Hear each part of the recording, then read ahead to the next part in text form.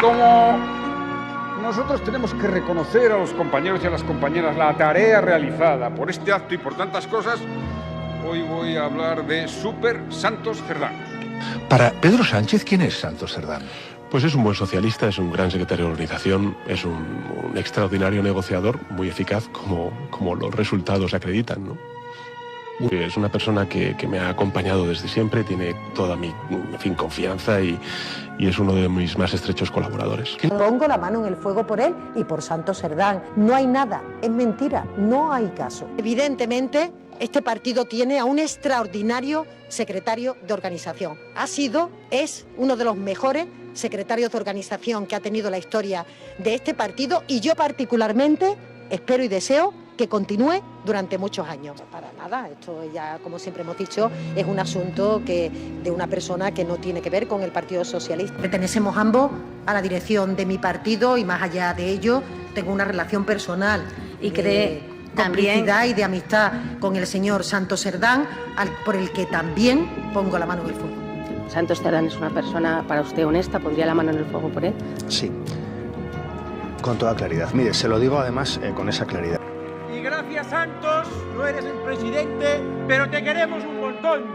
Te queremos muchísimo y eres muy bienvenido, siempre has sido bienvenido y siempre lo serás aquí en Cataluña. Quiero pedir perdón porque hasta esta misma mañana yo estaba convencido de la integridad de Santos Cerdán. Es cierto que durante semanas y meses, y ustedes además se han hecho eco en los medios de comunicación sobre ello, circulaban rumores sobre supuestas investigaciones en curso, pero lo cierto es que no existía ningún indicio en la participación de Santos Cerdán en el llamado caso Coldo. Esto es muy grave, sin paños calientes. Lo que estamos viviendo en España es muy grave. La corrupción es muy grave, erosiona las democracias. No quiero poner paños calientes, porque no los hay. Es muy grave y tolerancia cero con la corrupción. Muy buenos días, bienvenidos a RCE en el 106.9 de la FM. Estamos sintonizando la hora vikinga y nosotros también decimos basta ya la corrupción.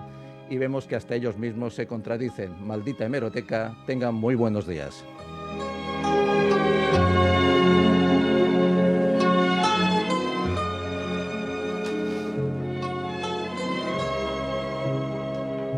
Bueno, buenos días, ¿cómo estáis? Os habéis quedado hoy un poco extrañados porque hemos empezado con el padrino. Si queréis podéis besarme el anillo. Me ha encantado, ¿eh? ¿Te ha gustado? Sí. Ha sido, impresionante. Era un poquito documentar pues, la historia reciente de este país, donde... Por desgracia, hoy tenemos un montón de gente un poco disminuida, pues van todos con muñones, pues se han quemado las manos.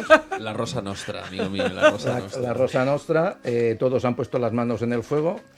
Y se han quemado. Bueno, de aquí 2 días no pasará nada. De hecho, que ha sido todo un error judicial y vete a saber qué. Claro. Pero de momento, hasta nuestra amiga Yolanda Díaz dice que basta ya y que la corrupción erosiona la democracia. Basta ya, pero se lo inventa. O sea, bueno, es decir... pues aquí estamos. Buenos días a todos y a todas.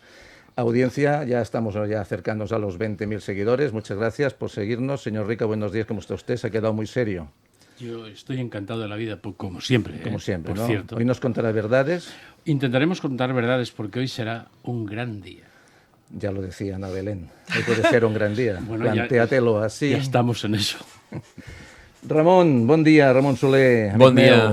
Com estàs? Molt bé, molt bé. No t'esperaves això del Padrino, va del Lani. Prepara algo especial, nen. Y me ha gustado sobre todo porque además Ábalos ya ha cantado y ha dicho que sí, que fue en 2023, exactamente el 28 de septiembre, y mira, cuando quiere se acuerda muy bien de las cosas, que Sánchez le confirmó que, oye, cuidado porque se ve que la UCO está investigando a Koldo, ¿eh? Así que, bueno, La Rosa Nostra se confirma, la sociedad mafiosa de este gobierno es más que evidente y ahora solo dependerá de los socios de gobierno de lo que nos quieran hacer creer que les importa algo la corrupción o no. Bueno, hola Noelia, ¿cómo estás? Muy bien, muy bien. Y nada, en relación con lo que dice Ramón, bueno, pues es que es vergonzoso. Aquí dicen, todo el mundo se rasga las vestiduras y están, bueno, asombrados de la corrupción. A ver, si desde el día, lo que comentas tú, desde el 23 lo sabían, aparte la de tiempo que han tenido para destruir pruebas. Y sí. Y no había ningún riesgo inminente de entrar en prisión ni nada. Pero si no había nada que esconder. Pero bien, con la ola de calor aquí. Aquí se está fresquito. Yo tengo fotos de Ábalos con bolsas de basura. Sí. Tenemos un francotirador cerca de... No, basura. A ver, todo el mundo tenemos basura en casa, ¿no? Claro. Daniel, no cuesta tanto porque sacamos basura cada día. ¿La basura? Siempre. Siempre, ¿no? Siempre. Como un buen ciudadano y un buen amo de casa, ¿no? Y al súper y todas esas cosas que me encantan. Además, yo soy de los que a mí me encanta ir al mercado, al súper, cocinar. Lo raro es que Ábalos iba tirando así con mucha fuerza de la bolsa. Debía haber caray, peso. que no sean cadáveres políticos. Bueno, igual no eran billetes y eran monedas y eso pesa mucho. Es verdad. Una buena forma de blanquear, ¿eh? En céntimos de 1 y de 2. Bueno, calderilla, ¿eh? Estamos alucinando. Mira, a mí sí que me gustaría hacer un ejercicio ciudadano. Y es que evitemos la hipocresía. Es decir, llevamos prácticamente desde la democracia asistiendo de manera permanente y continuada a escándalos de corrupción. Con lo cual, ya después de 45 años, pues otro más. El otro día entraba en una web que explicaba los casos de corrupción. Después de llevar 15 minutos, ya no me daba más el dedo, porque eran a cientos. Sí, a cientos y cientos y cientos y cientos y cientos y cientos y cientos. Y decías, realmente hay una vocación, hay una intención de acabar con esto. O sea, esto realmente nos lo planteamos desde esta perspectiva. O sea, se quiere acabar con la corrupción porque ¿cuáles son las medidas? Porque han fallado todas, ¿eh? O sea, todas estas agencias, oficinas antifraude, todas las leyes de transparencia, o sea, toda la maquinaria, toda esta martingada barata, porque todo esto es cháchara barata, para intentar evitar precisamente este circo de putrefacción, de promiscuidad política, ha fracasado. Entonces, fíjate, la última intervención, cuando hablaba Yolanda Díaz y decía, tolerancia cero, hemos de implementar, no vale con un Congreso Federal. Y ya está. Eso es lo que es. Estas van a ser las medidas. ¿Pero quién pone las medidas encima de la mesa? Las medidas ya te las voy a explicar yo, cuáles son las medidas. Y son de extrema dureza. O sea, esto no va ya de tolerancia cero, no. Esto va de contundencia total. De contundencia total. Y tú has de quitar, primero, 1, aforamientos fuera. Eso es lo primero. Se han acabado los aforamientos. Este rollo que se han inventado de inmunidad, metiéndose un condón encima para que no les pase nada. 2, prisión permanente revisable. Ya una medida concreta y absolutamente, ya te diría, ejemplar. Estamos podridos por la corrupción. Y hay mucha gente de la audiencia que me ha hecho una pregunta. Daniel, ¿y el empresario que en connivencia? Mirad, generalmente no hay ningún empresario en connivencia, porque este tipo de empresas funcionan por juntas de accionistas y juntas directivas, consejos de administración, donde siempre hay pues un directivo que se pringa con estas cuestiones. Exactamente lo mismo. La ejemplaridad tiene que ser expansiva y extensiva. Es decir, la persona que se pringue, esa persona en concreto, que vaya y se pringue en este tipo de circunstancias, tenemos que estar en lo mismo, en la prisión permanente revisable. Este tipo de conductas son escandalosas. La sociedad española no tiene por qué aguantar este tipo de conductas, levantarse por la mañana con toda esta putrefacción. Y encima te viene toda esta película en plena campaña de renta, que la gente tiene que ir a pagar sus impuestos, pero ¿con qué voluntad lo haces? ¿Pero con qué dignidad vas a decir voy a poner el dinero para hacer qué? ¿Para mantener a toda esta banda? Sí, señor. Esta es la realidad, que esto es lo que se merece el pueblo español, con lo cual necesitas, reitero, la tercera medida es chapar, pero chapar todas estas oficinas antifraude, agencias antifraude, todo este rollo que lo único que hacemos es gastar dinero y todos esos recursos, está clarísimo, a la UCO y a la UDEF. Y venga, y fortalecer estos tipos de instrumentos que son los que verdaderamente lo han puesto de relieve. Porque hagámoslo, vayamos al otro lado de la orilla. Vamos a la otra orilla. ¿Qué hubiera pasado si estos tíos no lo detectan? Si estos tíos no detectan. Esto siguen haciendo aquí 40 años más. ¿Tú te lo imaginas? Y lo que no sabremos, porque yo creo que de este serial estamos en el capítulo 1, pero aún te falta el capítulo 2 y el capítulo 3. Que yo, una de las razones por las que creo que aquí no se promueven unas elecciones es porque yo creo que esto no ha terminado. No. Yo soy de los que piensa que esto es una historia, esta es una opinión personal, obviamente, donde la UCO va soltando esto por fascículos para que precisamente no haya un follón social. Y yo creo que estamos a medio camino de este peliculón. Que esto no se va a limitar a este tipo de personas y que ahí pero esto es una opinión personal. Repito, no lo es, porque ya el PNV ya parece estar implicado ya con todo esto. Así que vamos a ver. Entonces, yo creo que aquí faltan muchas cosas todavía por salir, por destaparse, y que es mucho más, entre comillas, defendible esta posición desde el gobierno. Lo vemos obviamente en los medios de comunicación, especialmente en las televisiones públicas. Eso es promiscuidad periodística, porque ahora ya tengo que hablar también, ya no de promiscuidad política, sino de promiscuidad periodística. Es la primera vez en mi vida que tengo que cambiar televisión española en determinados programas del partidismo que parece propaganda electoral. Bochornoso. Es una vergüenza. Yo no sé qué estarán pensando las personas que trabajan dentro de esa institución, que estoy absolutamente convencido que están obviamente subyugadas a una línea editorial, a una junta directiva, pero ¿dónde ha quedado el periodismo? Pero desde la verdad, desde la honradez, desde la dignidad, ¿dónde ha quedado el periodismo? ¿Dónde ha quedado esa verdad crítica y absolutamente contundente? Entonces, creo que tenemos que hacer una profunda reflexión hasta dónde está llegando el interés partidista. O sea, fijémonos hasta qué punto el interés partidista está por encima del interés general. O sea, lo ha arrasado al interés general. El interés general se ha quedado allí, en aquel rincón, tirado, que somos los que importamos un bledo, y aquí lo único que está importando es conservar las sillas, conservar los cargos y erosionar lo mínimo posible las estructuras políticas partidistas, que son las que están, entre comillas, edificando los motores de este país. Por eso estamos a la cola de todo, Isidro. Por eso. Menos. Bueno, Emilio, buenos días. Buenos días. No he llegado a No, estaba aquí. Ya es que cuando pasas por el dique de Daniel ya cuesta continuar. Pero hay que empezar la mañana con contundencia. Con contundencia. Estamos en el tráiler de la película, imaginaros. Tú desde la parte económica, ¿cómo lo estás viendo esto? Desde la parte económica, bueno, pues un poco de thrillerismo, ¿no? Nos pensábamos que éramos un país referente en el norte de Europa y nos alejamos muy poco de una república bananera. O sea, lo que al político se le debe presuponer o al dirigente se le debe presuponer como una buena persona, una persona íntegra, moral y cabal.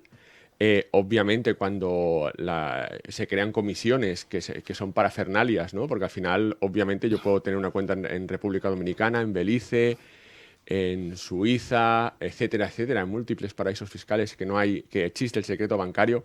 Y obviamente la mordida no la voy a cobrar aquí y la voy a enviar a otro país. Obviamente la cobro directamente en el país y entonces yo digo, yo soy limpio, yo pongo la mano en el fuego, yo doy la vida por este señor, ¿no? Es un buen amigo y luego, bueno, cuando no lo conocen. Y luego no lo conozco. O este señor trabajaba aquí. Amnesia selectiva. Se te planta la ministra. No era del PP, Santos Cerdán. Se te planta la ministra y dice que este señor que hace bien el juez de llevarlo a la cárcel, que ellos no lo conocen, cuando hace 2 semanas ponía las manos en el fuego, ¿no? Esto es, como se diría en catalán, en la chocolata del lloro, porque al final el sistema está integrado. O sea, había un programa muy bueno de La Sexta que hablaba de la corrupción, sobre equipo de investigación, y venía a decir de que el que no era corrupto el sistema lo acababa expulsando. Y estamos viéndolo capítulo, fascículo tras fascículo, que la economía española ha funcionado así.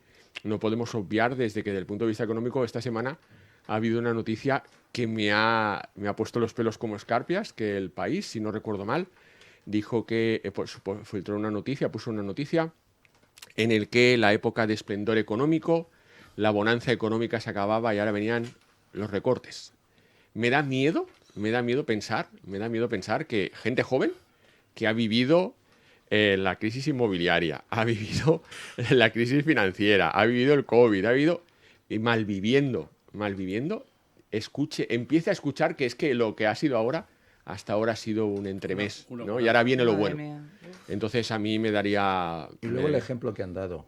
Porque la gente dice, ¿para qué voy a pagar? ¿Para que se lo gasten estos en no sé qué? En lo que se lo gasten. Y es verdad, una cosa que decía nuestro presidente Sánchez, es que decía, esto es un partido limpio, nosotros no robamos.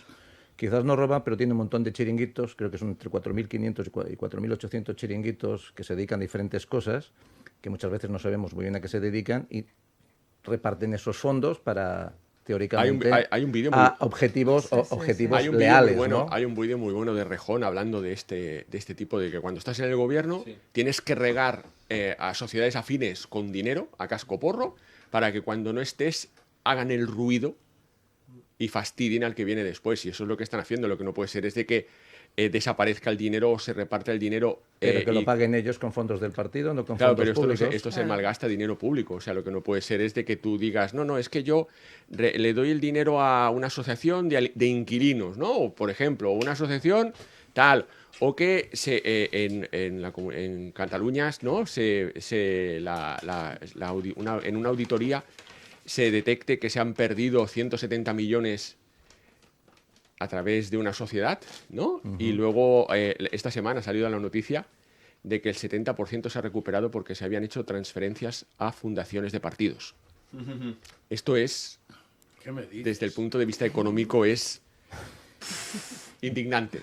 Yo, de todas maneras, viendo esto que está pasando, y vosotros también, el otro día fui a abrir una cuenta al Banco de Sabadell para una empresa y me quedé bastante estupefacto de la cantidad de preguntas que me hicieron. Pero impresionante. O sea, me llegan a preguntar, ¿cuánto efectivo va a mover usted? Digo, no lo sé. No lo sabemos, si es una empresa que acaba de empezar, pequeñita, no lo sé. No, es que tenemos que tener una referencia. ¿Y a qué se dedican? Bueno, pues mira, ahí tiene usted el CENAE, tiene el epígrafe y tal, ¿no? ¿Y cuánto van a vender? Y tal, bueno, mire, pues mírese... Todo lo que podamos. Ojalá mucho. Y claro, pero después de esas preguntas me notas que digo, si quiere voy a otro banco, porque es que, claro, esto parece un interrogatorio, póngame ya la luz. No, digo, estos son la agencia tributaria, no son el banco. 42 horas son lo que dedica de burocracia una empresa cada mes para poder subsistir. 42 horas, de tiempo. Cada pyme, ¿de acuerdo? Cada pyme que veis, 42 horas dedicadas a burocracia estéril, ¿de acuerdo? Donde 7 de cada 10 papeles que te piden, ellos ya los tienen.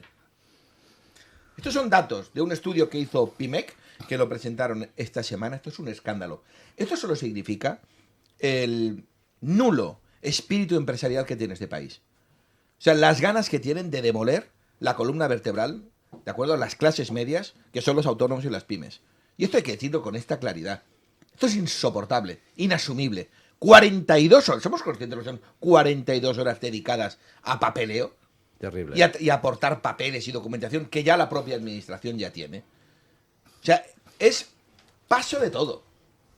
O sea, es decir, esto no va conmigo. O sea, todas las noticias, especialmente las 3 primeras de cualquier telediario, de cualquier medio de comunicación, de lo que sea, tendríamos que estar hablando de economía y empresa, venga. Y no parar de hablar de cómo hacemos que nuestras empresas crezcan.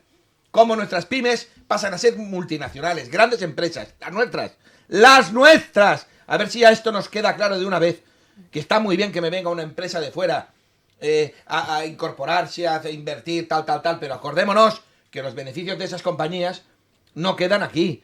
Cuando habla Donald Trump, cuando está hablando Milei, cuando están hablando los alemanes, los franceses, si todo lo que hablan es de empresa, de cómo hacemos para que nuestras empresas se fortalezcan, para que puedan pagar mejores salarios, para que haya mejor calidad, pero que no hablan de otra cosa que de empresas.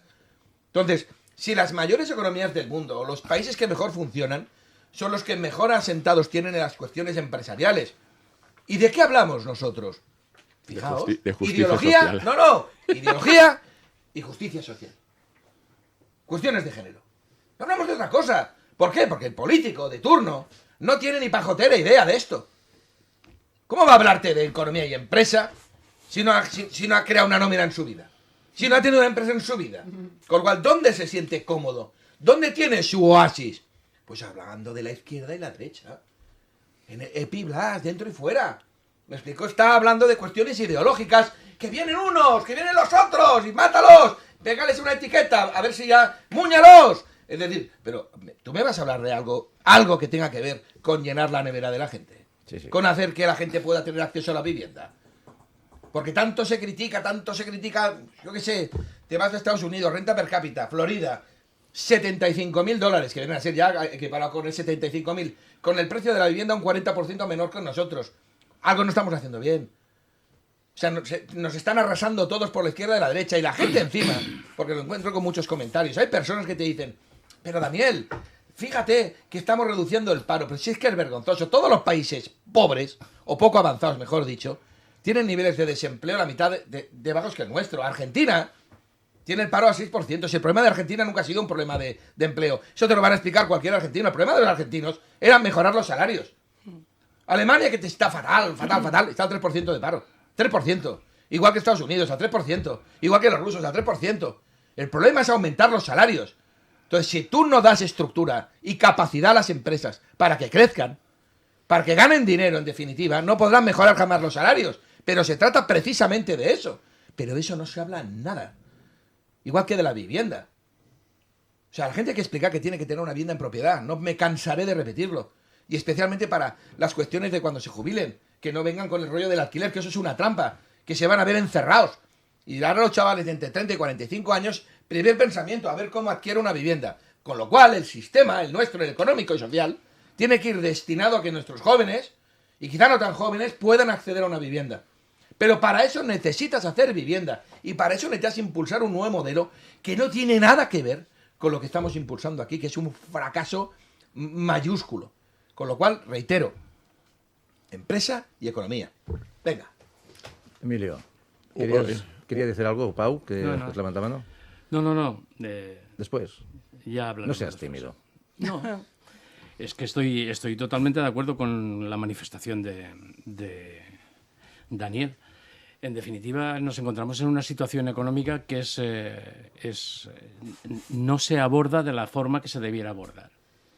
O sea, en este país, mira, nosotros tenemos un nivel de producción con respecto a Alemania, concretamente, del 62%.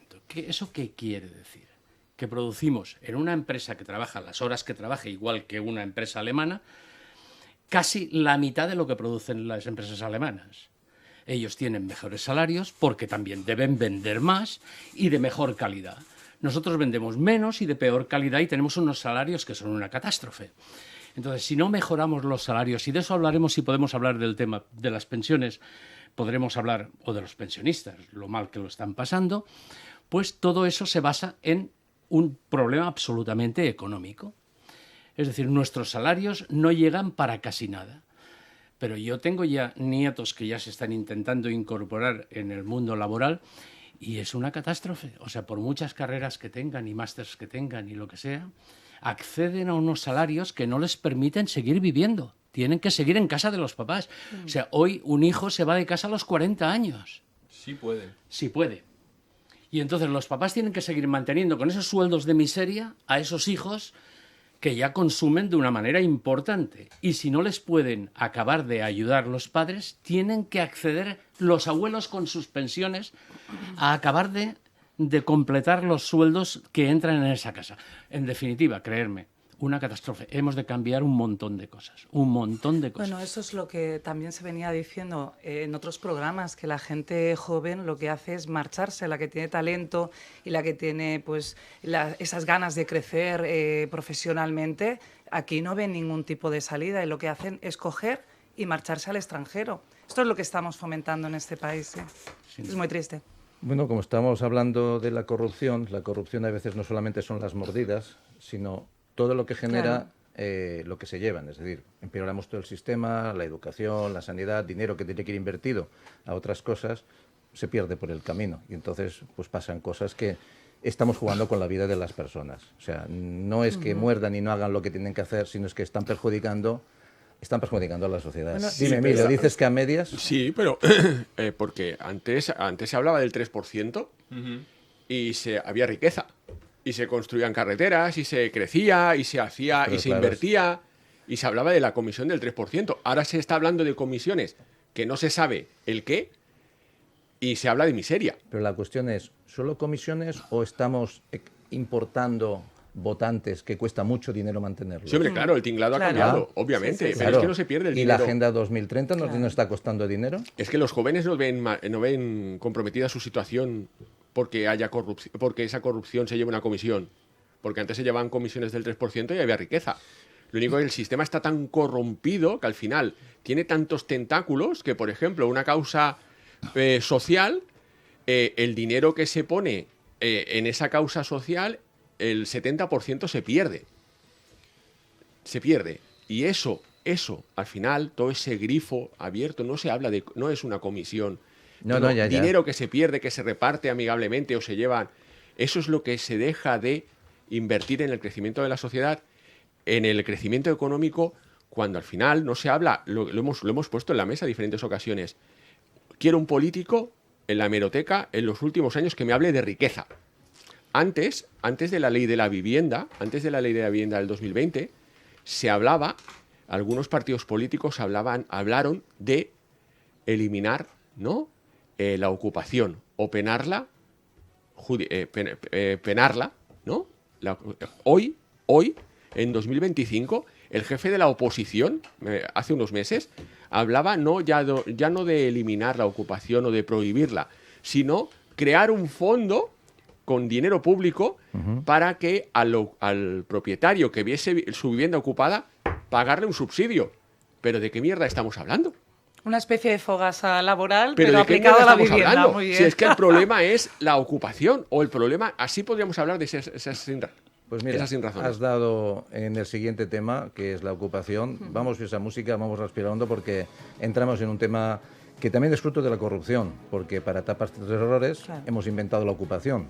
Estamos vulnerando los derechos de la propiedad privada y, evidentemente, la gente que ha hecho un esfuerzo por tener su casa, una casa, acaba yéndose un día al hospital, entre vacaciones, y te la ocupan. Y ahora pues vienen con el tema de que no era la morada o se inventan un contrato y dicen que son inquilinos. La cuestión es que cambiamos unos vulnerables por otros y no hablamos de esa ocupación que es delictiva, que abre pisos y encima los alquila.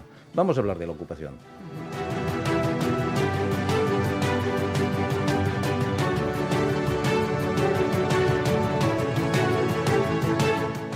Fijaros que la ocupación se ha convertido también en uno de los parámetros que cuando buscamos en los portales de vivienda ya encontramos viviendas ocupadas que las puedes comprar. O sea, es terrible, esto era impensable antes. De hecho, salía ayer un vídeo de una chavala que había comprado una vivienda ocupada y que fue a enfrentarse a los ocupas y le puso ahí todo el morro y decirles, oye, como en una semana no estéis fuera, traigo aquí, no sé si a los de Desocupa o a los que sea, para echaros. Y yo quiero desde aquí aplaudir a mis vecinos, a los vecinos del barrio del Raval, que el otro día echaron potes de cristal, potes de salsa de tomate en lata, echaron todo lo que pudieron encima de la cabeza de dos individuos que intentaron abrir a la fuerza un local convertido en casa de una conocida calle del Raval durante la noche.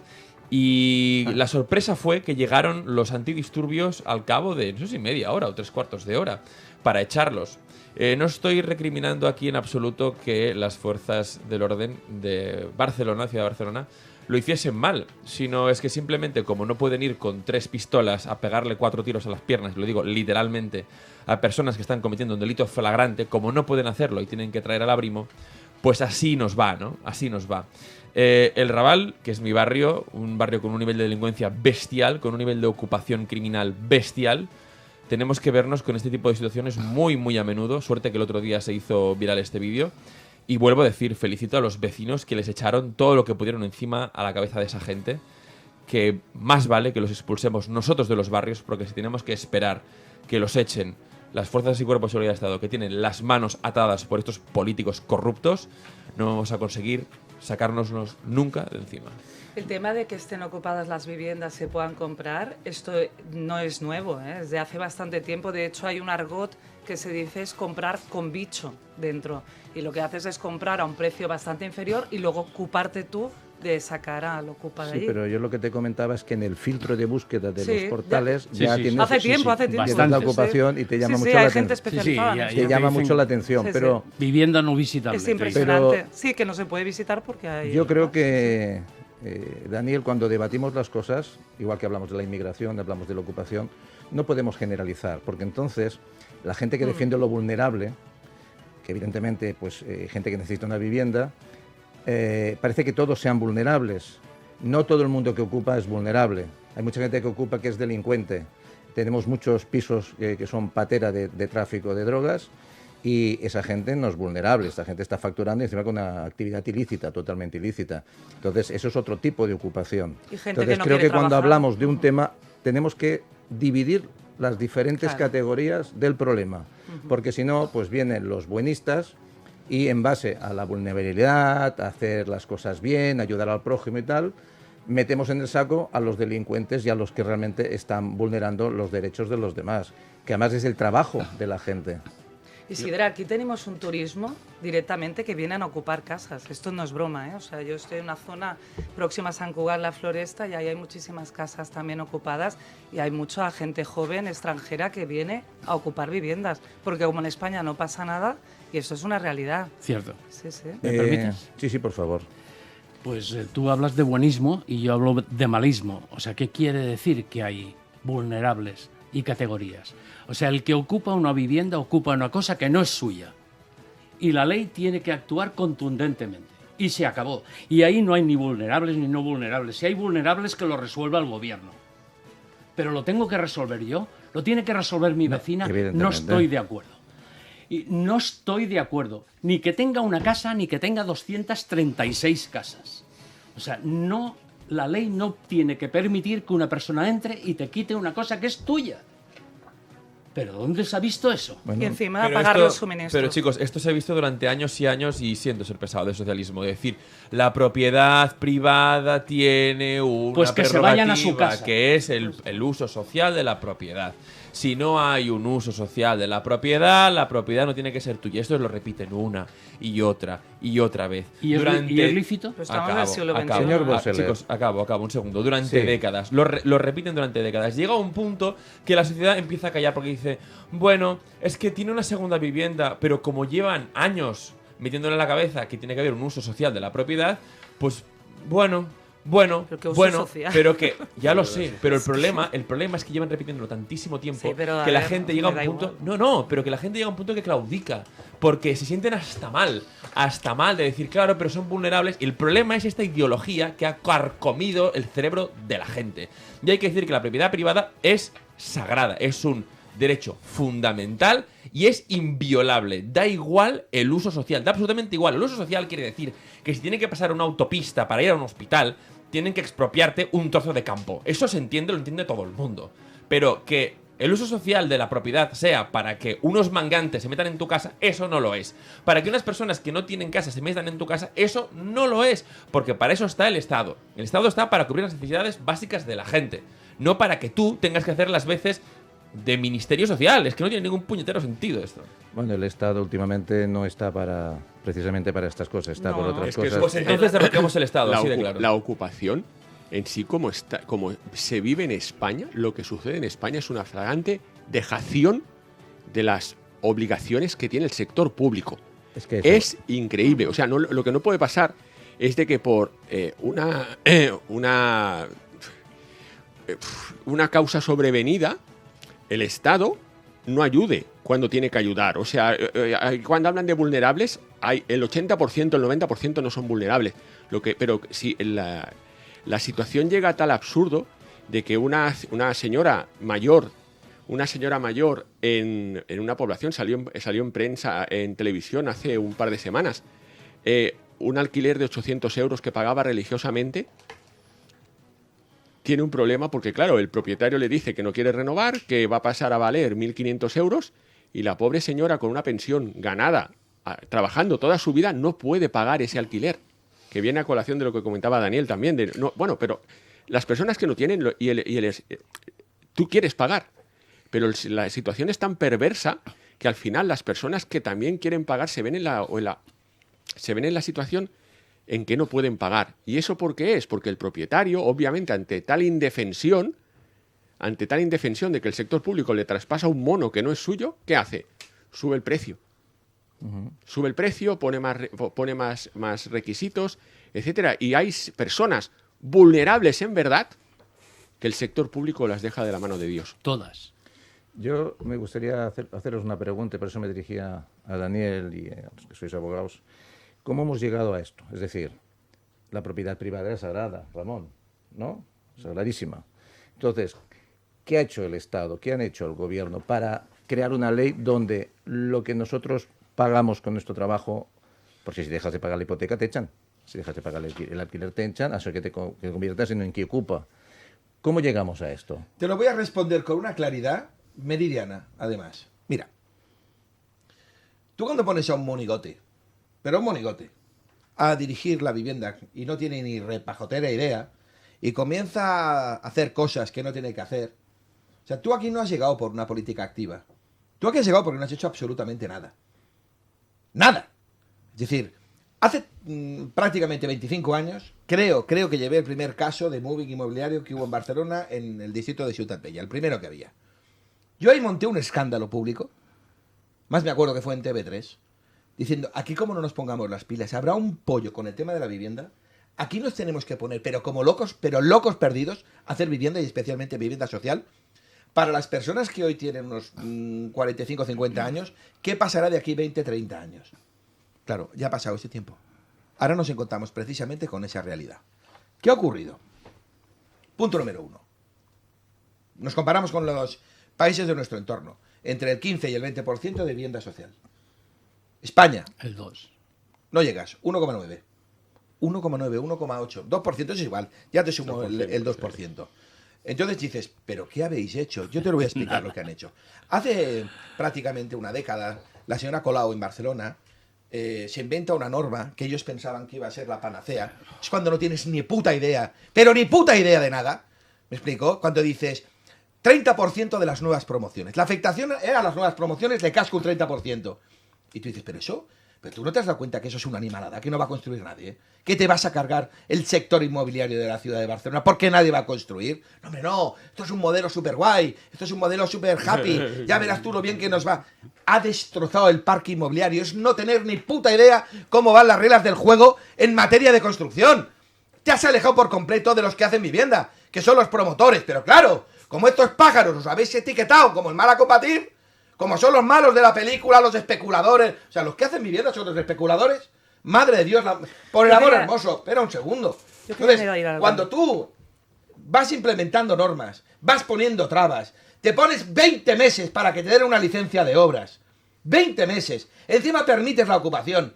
Porque esto es un atentado al derecho a la propiedad. Esto es una vergüenza, no en mayúsculas, superior. Entonces, lógicamente, cuando tú prefabricas todas este tipo de normativas, de instrumentos, que no haces más que reventar la construcción de vivienda, pues lógicamente te encuentras con un escenario como tienes a día de hoy. Pero espera, que esto se agrava.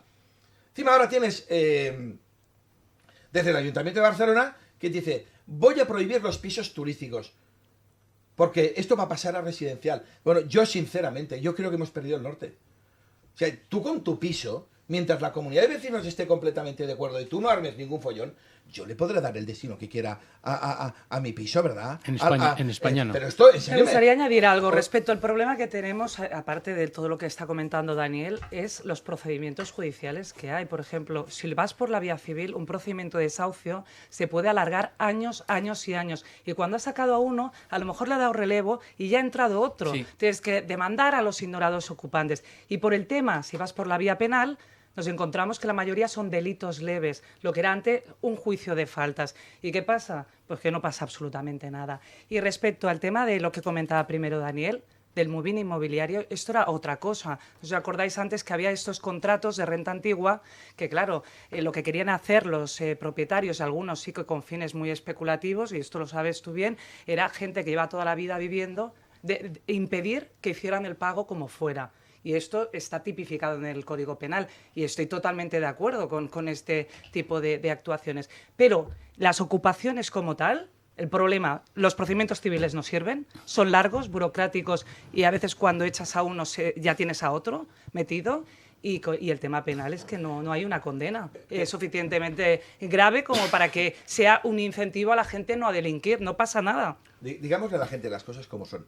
Para resolver el tema de la ocupación lo haces al momento, no tiene que pasar por el juzgado, porque en el momento que tú entres en el juzgado, date por muerto. Muy bien. Ya sabes que te vas a tirar, con lo cual es un tema policial.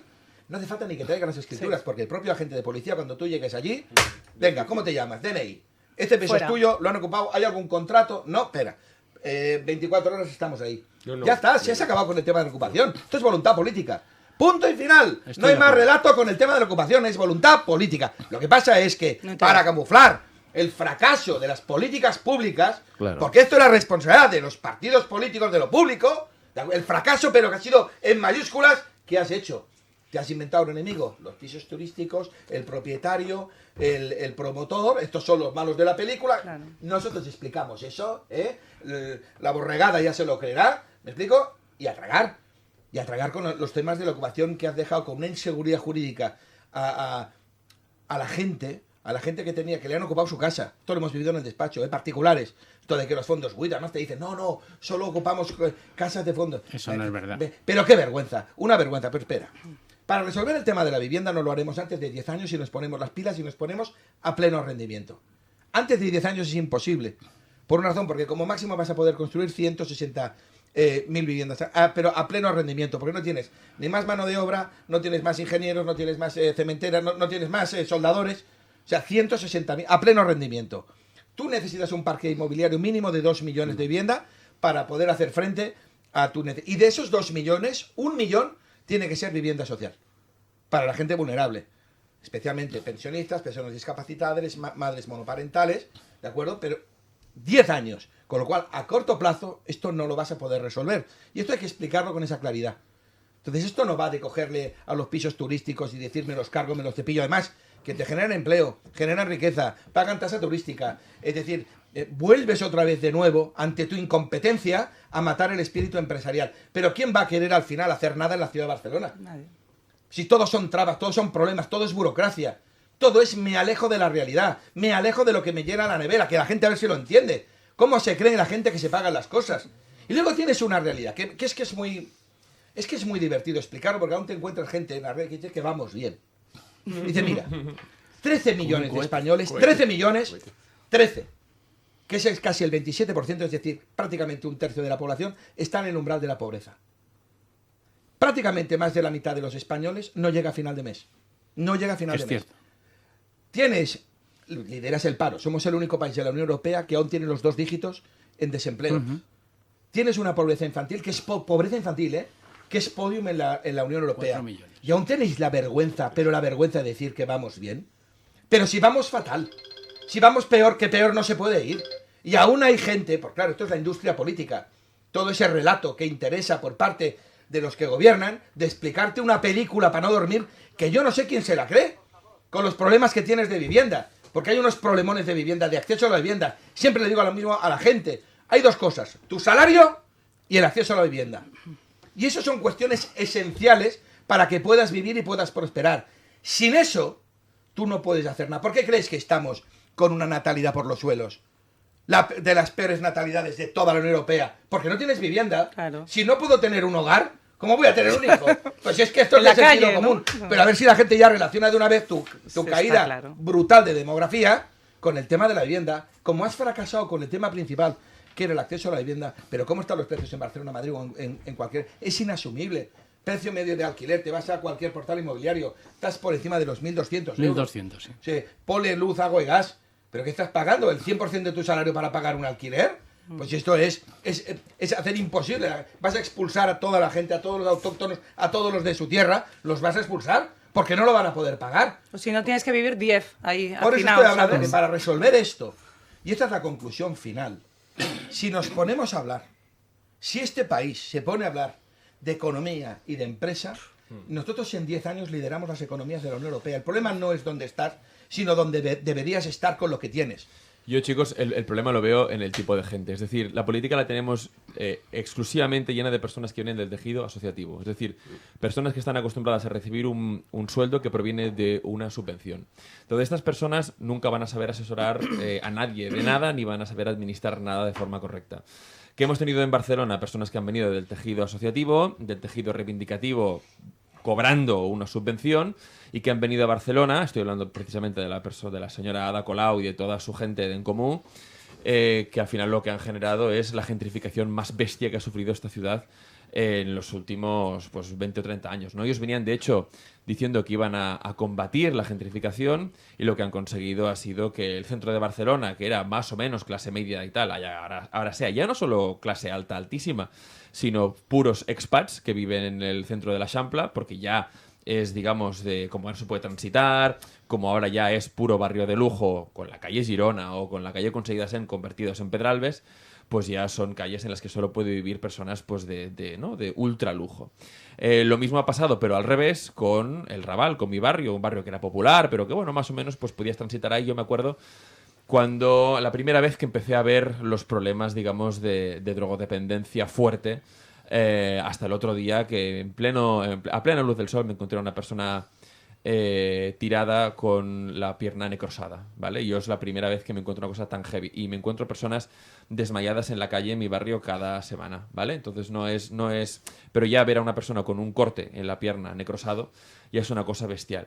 El nivel de miseria al que nos evoca o nos aboca este tipo de gente que no han trabajado nunca en la economía real es terrible. Tan terrible que yo prohibiría por ley que una persona que en su vida ha recibido un sueldo privado pueda tocar nada de poder. Es imposible. Es imposible que estas personas nos puedan llevar absolutamente a nada. Pero básicamente porque estas personas no saben de lo que va la economía real y piensan que todo tiene que ir subvencionado, como han vivido ellos toda su puñetera vida. Entonces es imposible que estas personas podamos darle ninguna gota de poder, ni ahora ni en el futuro. Estas personas lo único que han causado en este país es miseria, y como las sigamos perpetrando en el poder, vamos a acabar como Cuba. Recordar que en Cuba, ahora mismo, contratar una tarifa de internet cuesta $25 cuando el sueldo medio de un cubano es de $16. La juventud ahora mismo está en pie de guerra porque los estudiantes no cobran absolutamente nada y no pueden tener acceso a internet. Ha sido una medida encubierta del gobierno para que los jóvenes no se rebelen, ¿no? Para que no tengan acceso a internet y no puedan pues ver lo que hay fuera, ¿no? O sea que mucho cuidado con que esta gente nos siga gobernando, porque esta gente son el principio de una dictadura comunista. Pero además, aunque pagues, el servicio de internet no funciona tampoco. Quiero decir que bueno, pero es igual que tampoco llegará. Pero una pregunta, aquí pagamos un ministerio de infraestructuras, sí, ¿verdad? Con el señor Óscar Puente a la cabeza, un señor que se está creando cuentas paralelas de Twitter para alabar su gestión, la cosa más patética que yo he visto en mi vida.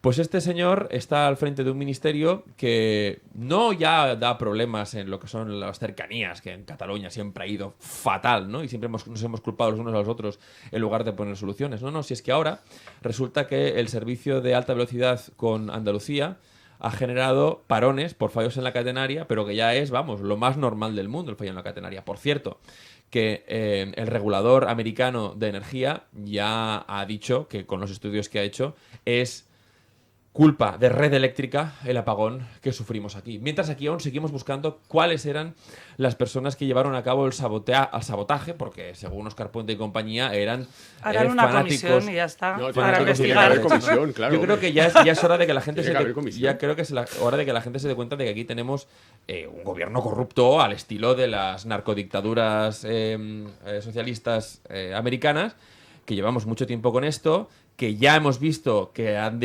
desviado fondos a Armenia, otros fondos se han ido para la República Dominicana, y que esto ya es una mafia total y absoluta, ya no solo por el tema de la pasta, sino por también la corrupción moral. Bueno, queda claro una serie de cosas. ¿Queréis hacer un poquito de media parte? ¿Os parece un segundito? Sí. Daniel, ¿le parece bien a usted? Ya sabes que a pesar de todo lo que nos pasa, la vida es maravillosa. ¿Verdad que sí? Ya está. Un poquito de café. Bueno, pues vamos a poner el padrino mientras me pesáis el anillo, porque aquí mando yo.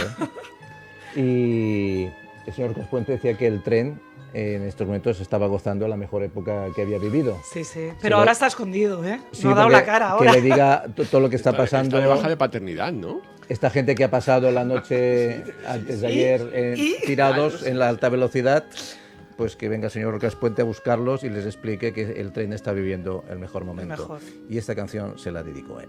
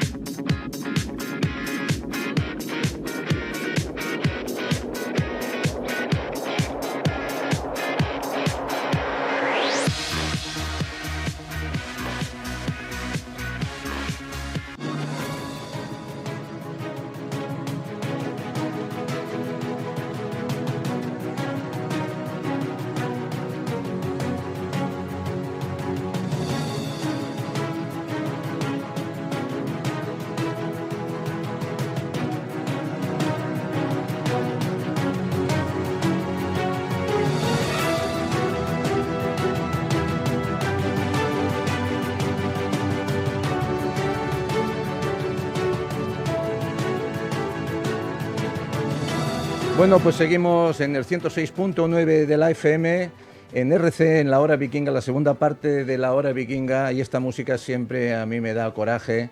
Nada, cuidadle un poquito más de música porque quiero que se enteren de ciertas cosas. Hemos estado hablando de la corrupción al programa, hemos empezado de una manera especial, pero mientras vemos que actitudes de todo tipo ante la corrupción y nos hacemos ciertas preguntas, que a dónde vamos a llegar, ¿no? O sea, ¿habrá moción de censura? ¿Qué habrá? Porque todos están callando y debe ser un intercambio de cromos, porque la oposición también tiene que callar porque en su día también hizo lo que hizo, ¿no?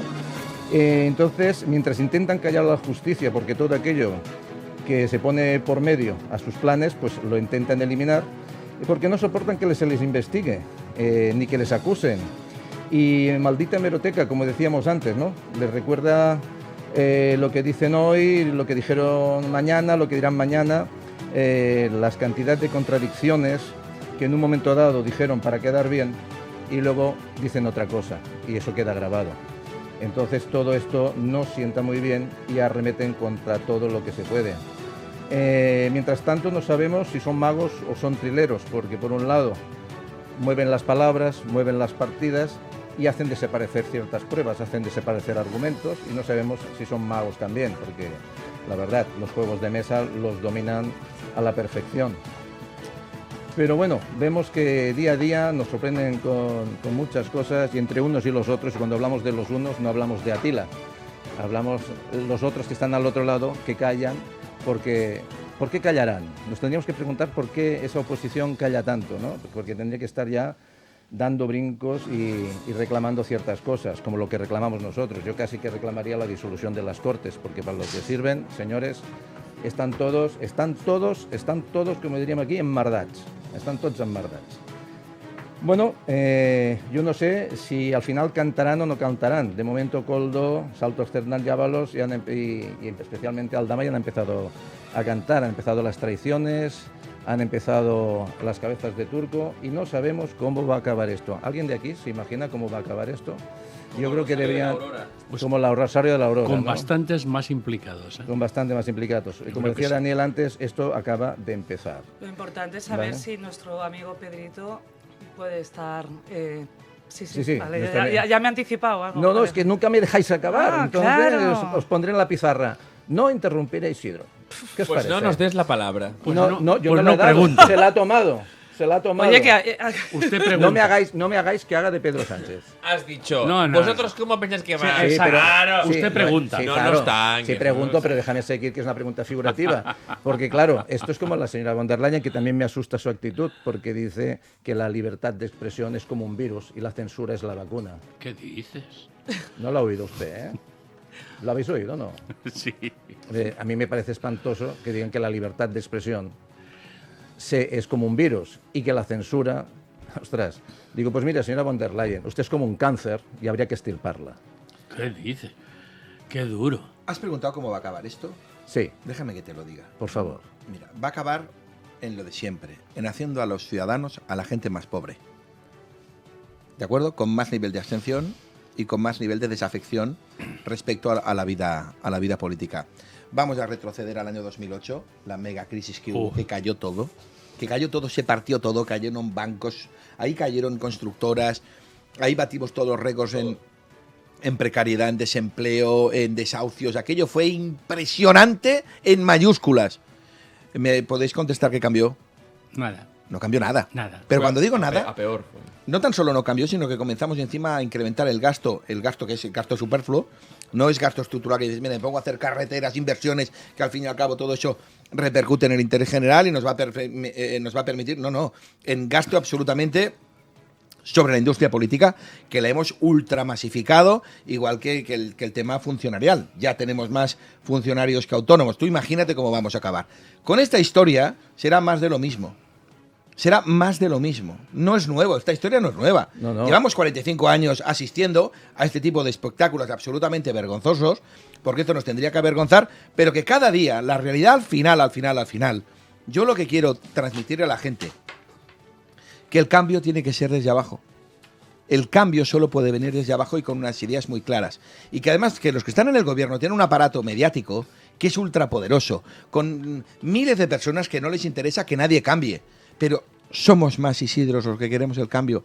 Somos más, Isidro, los que no creemos en las izquierdas y derechas. Somos más los que creemos en las políticas de esfuerzo. Somos más los que creemos en la propiedad privada. Somos más los que creemos que podemos dejarle un pequeño patrimonio a nuestros hijos sin que el Estado nos martirice. Somos más los que queremos tener un país seguro. Somos más los que pensamos que si viene un inmigrante a robar y a hacer daño a nuestra gente, lo podamos expulsar. Es decir, somos muchos más, ¿de acuerdo?, en los que creemos en el estado del bienestar.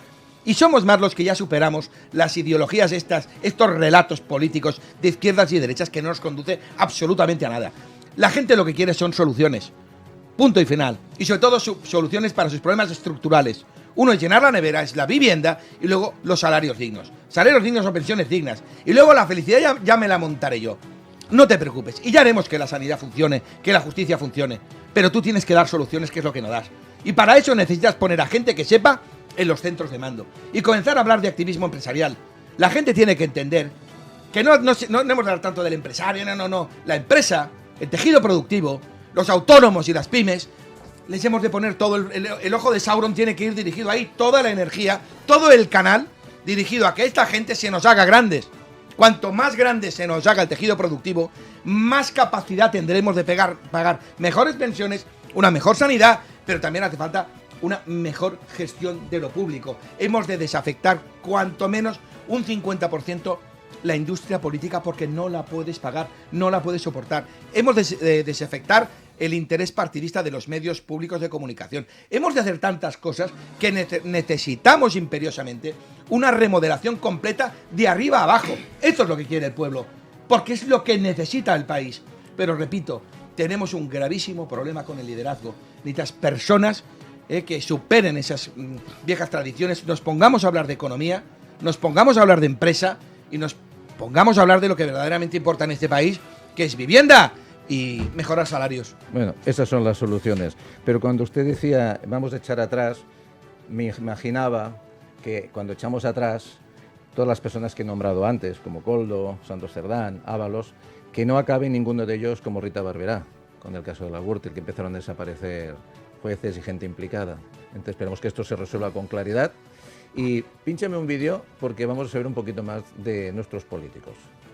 Estos son los sueldos de nuestros políticos. Venga, vamos a enfadarnos un poquito. O bueno, igual así entendemos por qué hay tantos casos de corrupción. Y es que debe ser que los pobrecillos no llegan a final de mes. Feijóo, 76.000 euros al año. Al mes, 5.400 brutos. Pedro Sánchez, 107.000 euros anuales. Al mes, 7.700. Santiago Abascal, 57.700 euros al año, que son 4.100 brutos al mes. Gabriel Rufián, 135.000 euros al año. Al mes, 9.000 y pico. Irene Montero, 135.000 euros al año. Lo mismo que Rufián. Y es que, claro, ella es eurodiputada. María Jesús Montero, 112.000 euros, igual que Yolanda Díaz.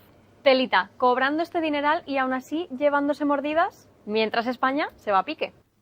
Bueno, pues este vídeo hemos puesto porque nuestra amiga Marta va a colaborar con el programa de los vikingos a partir de ahora, hace unos vídeos fenomenales en Instagram que ilustrarán algunos de los temas que iremos hablando.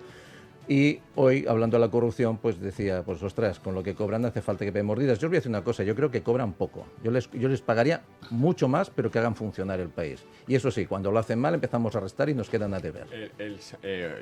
Yo ahora voy a tocar las narices. El salario del presidente es bajo e incita a la corrupción.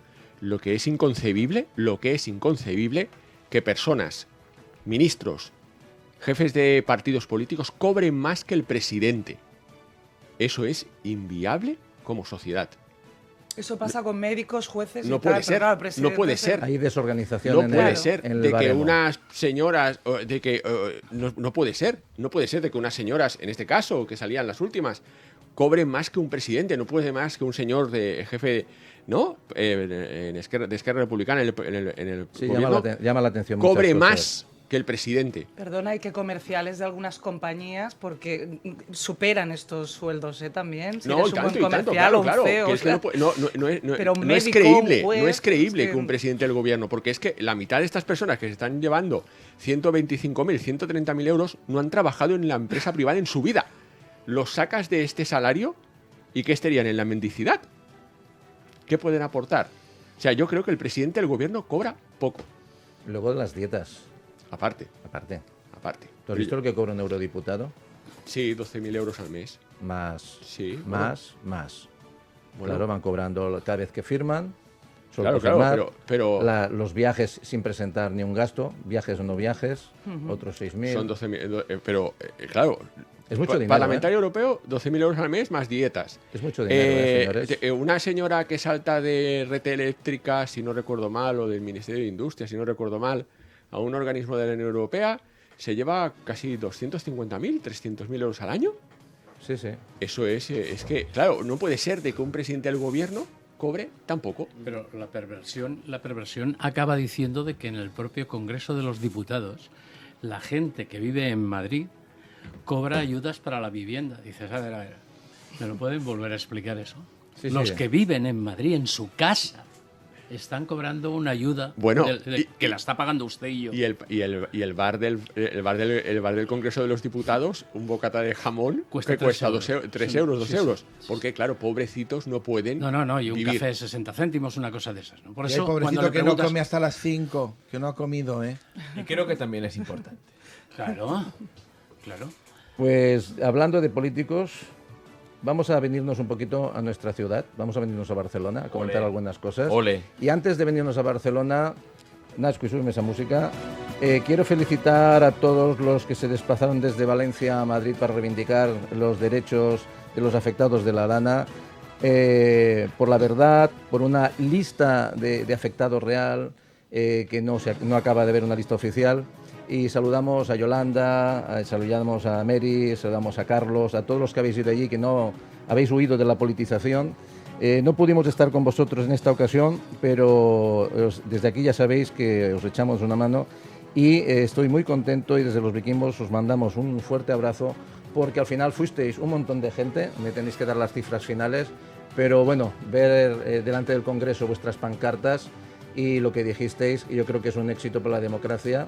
Y bueno, hay que seguir remando, como siempre dice Daniel, y en el barco vikingo siempre tendréis un sitio y nosotros os haremos sitio porque formamos parte de una familia, la familia que forma el país y que todos estamos en el mismo barco. El Estado de Derecho se está yendo a pique y si no ponemos todos de nuestra parte lo vamos a pasar bastante mal. Daniel. Sí, yo simplemente para hacer la pincelada, que me parece de una hipocresía bestial. Yo considero que el presidente del gobierno, ese sueldo, incluso el de la oposición, con la responsabilidad tan bestial que tienen, cobren una auténtica miseria. La pregunta es, vete a cualquier empresa privada, mandos intermedios de cualquier multinacional están muy por encima de estos sueldos, con una infimísima parte de responsabilidad comparado con la que puede llegar a tener el presidente del gobierno, un ministro, etcétera, etcétera. Con lo cual, muchísimos menos políticos, pero muchísimo mejor pagados y que respondan a una realidad en cuanto a la responsabilidad que tienen. Entonces, ¿cómo no nos veremos abocados? Es que es lo que está diciendo aquí precisamente el profesor Vizuete. Incita a hacer cosas raras, claro. Incita a posibles temas de corrupción, incita a tantísimas cosas el hecho de que haya esta promiscuidad también y tanta demagogia barata, que es lo que es demagogia barata, lo que está ocurriendo. El problema no es los 4... sino son los miles y miles y miles y miles de puestos que directamente o indirectamente están conectados con la industria política que este país no puede gobernar. La teta nuestra, hoy por hoy, no da para mantener a toda esta cantidad infinita, ¿de acuerdo?, de personas que están sujetas, que no son productivas, que no generan absolutamente nada y que no hacen más que tu globo, el globo que se llama economía, lo tengas atrapado y que cada día lo tengas más deprimido. El globo cada día está más bajo y por eso la gente es tan pobre y más pobre cada día, Isidro. Bueno, pues pasa que en las empresas privadas los altos directivos son eficaces y lo que tenemos en este país son políticos que no son eficaces. Y como os decía, el 6 de noviembre el barco vikingo partió en una singladura y ahora está volviendo y vamos a empezar a hablar cada día más de nuestra ciudad y de lo que nos rodea, porque como decías tú el otro día, lo que tenemos que empezar a hablar cuando hablamos de cambio es nuestro entorno, lo que depende más de nosotros, lo más cercano. Y hablando de lo más cercano, Ramón, pues en el branch electrónico en esta ciudad pasan cosas que no deberían pasar y las actitudes de las autoridades no son las que deberían ser. Sí, es bastante curioso esto. Yo no estuve en esta ocasión ni en el branch ni en el Afterlife, que es otro festival de la música electrónica, pero sí tuve a Paul, que es uno de mis mejores amigos, estuvo ahí y me contó, me dice, oye, ¿vas a hablar hoy del tema? Sí, Paul, vamos a hablar del tema. Y es que, pues bueno, llegado un momento determinado, alguien tira spray pimienta para aprovechar el caos para robar o para disimular el robo que acaba de cometer. Entonces ya tenemos dentro de los propios festivales, que es uno de los reclamos turísticos más importantes de este país. Si uno se pasea por cualquier festival de música, ya sea electrónica o pop o lo que sea, va a ver que a partir del 25% de la gente que está ahí son turistas. Incluso si te vas a Primavera Sound, va a ser incluso difícil de escuchar a gente hablar catalán, ¿no? Entonces es un gran atractivo turístico de este país, donde se deja muchísimo dinero, donde las sedes sí están aquí. Y donde ya estamos viendo muchísimos casos, digamos, de delincuencia dentro de los festivales, ¿no? Quiero recordar que desde hace muchísimo tiempo intentó el ayuntamiento y el gobierno inmiscuirse en estos festivales con los famosos puntos violeta, siempre vacíos, del tema, digamos, de las agresiones sexuales, que no me parece en absoluto nada malo, pero curiosamente, en lugar de pues solucionar los temas, pues han ido a peor, sobre todo el tema de los robos y la delincuencia dentro de los festivales. Festivales que suceden dentro de equipaciones municipales, porque hay que recordar que este último Branch Electronic se celebró en uno de los parques más grandes al noreste de la ciudad, ¿no? Así que nada, desde aquí pues trasladar que el ocio, que es de lo poco que queda, ¿no? El ciudadano ya que está hasta los huevos de todo, pues si ya pues se les plantea, digamos, esa sensación de inseguridad, pues imaginaos dónde vamos a acabar, ¿no? Bueno, diferentes asociaciones hace un tiempo reclamaban lo que llamaba el ocio seguro. El ocio seguro de las entidades de ocio nocturno, restauración y de gremios. También tendría que haber una seguridad para cachear o enseñar. Bueno, es que... Lo que pasa es que supongo que lo llevan camuflado, pero de todas formas es un error de la seguridad también de Puerta, porque... No, desde luego. No mezclemos las cosas. Es así también. Porque a lo mejor hay connivencia, ¿no? Allí, porque no se puede pasar lo que te dé la gana cuando vas a un festival público. Esto hay un tema de haber ido o no. Entonces yo como voy te lo puedo explicar de primera mano. Los registros y los cacheos son la leche, ¿vale? Te cachean todo, te abren absolutamente todo. Lo que pasa es que si te metes algo en una cavidad, ¿vale? No te lo van a registrar, ¿vale? El spray pimienta es una cosa como muy pequeñita, ¿vale? Hombre, pequeñita... El tema es... Sí, es así. Entonces, eso no es pequeño. El tema... Pero estamos diciendo que te cabe en una cavidad. ¿Se entiende lo que te estoy diciendo? Hombre, pero a ver, hay una cosa, tienes que estar también ya muy condicionado para ir a metértelo por una cavidad. Y es que esto pasa en campos de fútbol, en conciertos también. O sea, volvamos una cosa. Los festivales estos, a los que te puedo decir que yo he ido a bastantes, los registros son exhaustivos. Entonces, el problema es que tú vas a un festival de este tipo en Suiza y esto no te va a pasar. Vas a un festival de este tipo en Francia y te va a pasar por 20. Entonces el problema no es los cacheos, el problema es la sociedad que tenemos. Que tenemos una sociedad que va en caída libre, en picado. Y que estamos, digamos, normalizando una serie de conductas que tendrían que estar penadas 20 veces más para intentar disuadir este tipo de comportamientos. O sea, el endurecimiento de las penas, bajo mi punto de vista, y esto es un tema muy, muy, muy personal, pero tenemos que empezar a tomárnoslo muy en serio. Es decir, que la persona que haga un mínimo de esto, aumentar las penas por 3 o por 4. Tiene que empezar a haber unas consecuencias muy duras, porque si no, estamos viendo cómo está permeando todo esto en la sociedad de una forma tan liviana y sin ningún tipo de consecuencias, que vamos a empezar a perder ya lo poco que tenemos en esta ciudad, que es la industria del ocio. O sea, la industria del ocio es de lo poco que queda en esta ciudad. Sí. Es la ciudad con más festivales de toda Europa. Pues ya, si nos quedamos sin esto, es que el problema que va a tener esto es que para empezar, el Sonar, por ejemplo, ya lo ha comprado un fondo extranjero, ¿de acuerdo?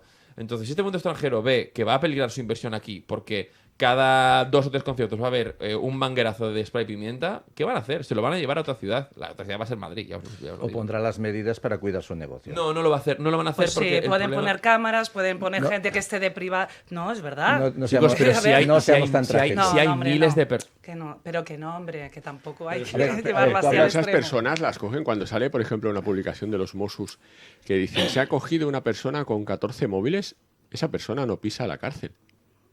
Con 14 Noelia, que móviles.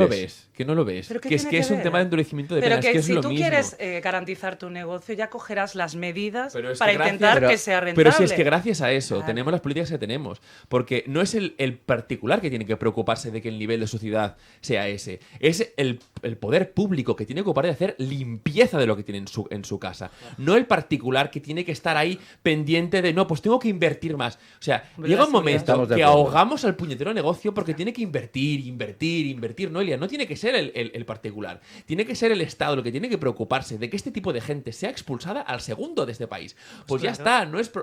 Pero es lo que te digo, no tenemos que cargar en esto. Bueno. Pues entonces, ¿por qué estamos cargando la responsabilidad al particular que hace el festival? No es él. Si ya tienes... Si te digo, ¿a cuántos festivales electrónicos has ido este año? Particular. Yo te estoy diciendo que en cualquier sitio que haya aglomeración de gente tiene que haber una seguridad determinada. ¿A cuántos y se festivales tiene de que electrónica poner has ido este medidas. año, Noelia? Lo que tiene que ver a lo que Pues haya ido. lo que te quiero decir es que yo sí que he ido. A mí sí que me han cacheado, ¿de acuerdo? Y sé el nivel de seguridad que hay en estos sitios. Porque Entonces es bestial. haces una pinta rara.